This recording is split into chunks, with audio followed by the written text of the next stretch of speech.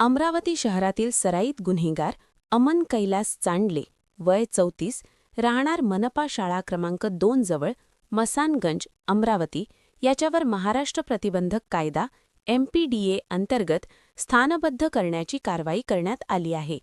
अमन चांडले हा सन 2018 पासून गुन्हेगारी प्रवृत्तीचा असून त्याच्यावर शहरातील विविध पोलीस ठाण्यांमध्ये मारहाण, दहशत निर्माण करणे, शस्त्रे बाळगणे, धमकी देणे, मालमत्तेची तोडफोड व शांतताभंग यांसारखे गंभीर स्वरूपाचे एकूण 9 गुन्हे दाखल आहेत.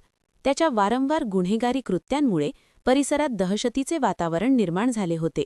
नवीन मोंढा पोलीस ठाण्याचे वरिष्ठ पोलीस निरीक्षक व गुन्हे शाखेच्या पथकाने प्रस्ताव तयार करून सादर केला होता.